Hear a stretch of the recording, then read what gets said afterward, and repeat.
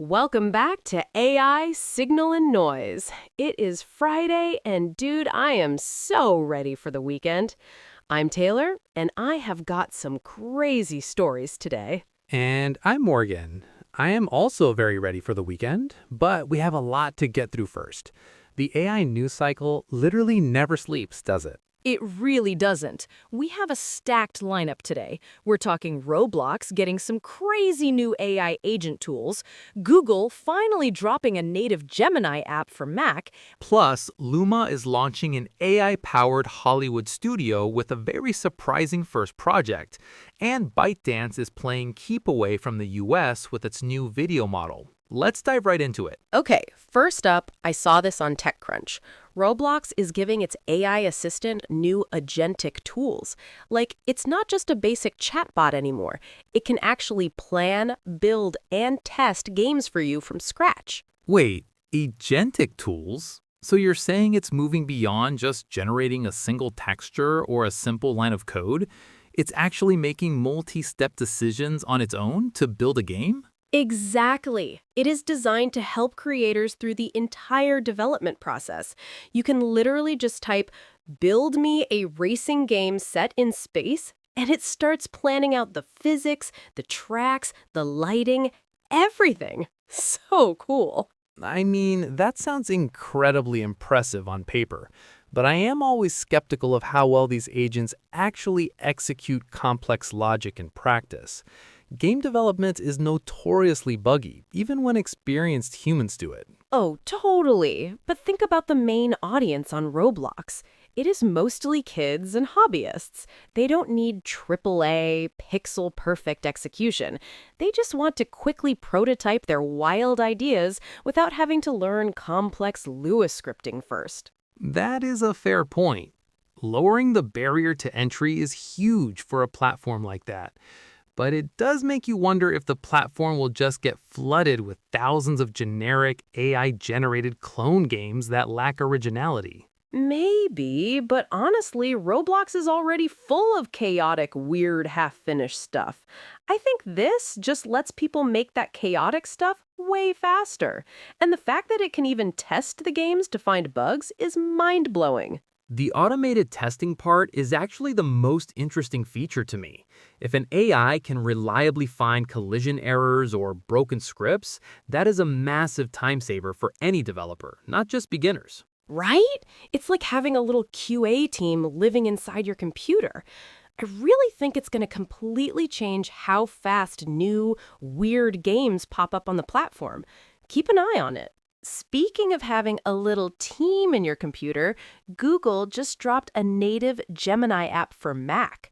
ZDNet and the Decoder both covered this. And dude, it is not just a lazy web wrapper, it is a real native app. Oh, finally! I have been waiting for a proper desktop version. Having to keep a dedicated browser tab open just for Gemini was getting really annoying. But what makes the native app so much better than the website? The integration is wild. Beyond just being super quick to open, the app can actually access and analyze the content in any window you share from your Mac desktop. It literally sees what you see on your screen. Oh, wow. So you can just point it at a massive spreadsheet you're working on or a giant PDF you have open in preview, and it reads it locally? That is actually incredibly useful for a daily workflow. Right? ZDNet was raving about how this is the absolute killer feature. You do not have to constantly upload files or copy-paste giant blocks of text into the chat anymore. It just looks at your screen and helps you out. I definitely like the sound of that for productivity. But obviously, the privacy implications are pretty significant. Giving an AI screen reading access to my entire desktop always makes me a little nervous about data collection and security. Yeah, you definitely want to be careful about exactly what windows you're sharing with it. But for quickly summarizing deep research or drafting emails based on a specific document, it is honestly like magic, dude. Let's hope the enterprise guardrails are solid. But yeah, native apps with system-level access are definitely the next major battleground for these AI assistants. The browser tab era for AI is officially coming to an end. Okay, shifting gears over to Hollywood, TechCrunch reported that Luma is launching a brand new AI-powered production studio, and their very first project is, wait for it, a huge series about Moses. Wait, really? A biblical epic? That is a very specific and highly ambitious choice for an AI studio debut.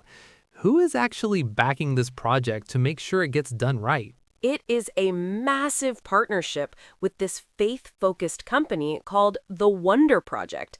And get this, it is starring Academy Award winner Ben Kingsley. It is officially coming out this spring on Prime Video. Ben Kingsley? Okay, well, that definitely adds some serious legitimacy to the whole thing. But what does AI-powered production studio actually mean in this context? Are they generating the environments, the background extras, or what? From what I read, they are using Luma's AI models to drastically cut down production time and overall costs, probably heavy on the VFX, generating massive desert landscapes and Red Sea parting scenes without needing a massive physical crew. I mean, that makes total sense financially. Historical epics are notoriously expensive to film practically, but I am highly skeptical about how it's actually going to look on screen. AI video still has that weird, uncanny valley feel to it. Totally, I get that. But Luma's Dream Machine model has been getting crazy good lately. If they combine high-end AI generation with incredible real-world actors like Ben Kingsley, it might actually blend together really seamlessly. We will definitely see. The fact that Prime Video picked it up means it must meet some basic quality bar for streaming. This is going to be a massive, highly visible test case for AI in mainstream entertainment. Speaking of AI video, ByteDance just rolled out their brand new video model, CDance 2.0.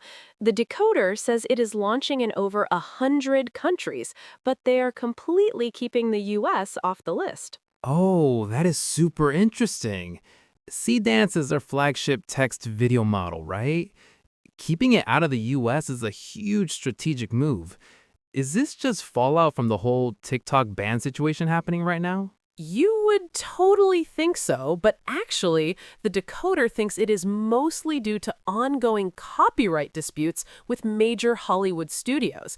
They are probably trying to avoid getting sued into oblivion by aggressive U.S. copyright lawyers. That makes a lot of sense, actually. US copyright law is an absolute minefield for generative AI companies right now. But ByteDance is missing out on a massive, highly lucrative market by skipping the US entirely. I know! And CDance 2.0 is supposed to be super impressive. Like, apparently it rivals OpenAI's Sora in visual quality. It really sucks that US creators will not get to play with it anytime soon. Well, play with it is one thing, but training these massive models on copyrighted movies and shows without permission is the real issue. Hollywood is clearly not backing down on protecting their valuable IP. Yeah, the lawsuits are just piling up everywhere you look. It is wild to see a major tech release actively geo-block the United States just to dodge the legal drama. Things are getting so incredibly tense in this space. It is the new reality of AI development. The technology is moving incredibly fast, but the legal frameworks are finally starting to force these companies to make hard geographical choices about exactly where they operate.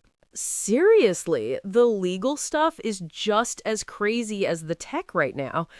Well, that is a wrap for today's AI news. What a wild and packed week it has been for the industry. Definitely a busy one. Thanks for tuning in, everyone. We really appreciate you spending your time with us to break down all this signal and noise. We will keep tracking it all. Have a great weekend, everyone. We will be back on Monday.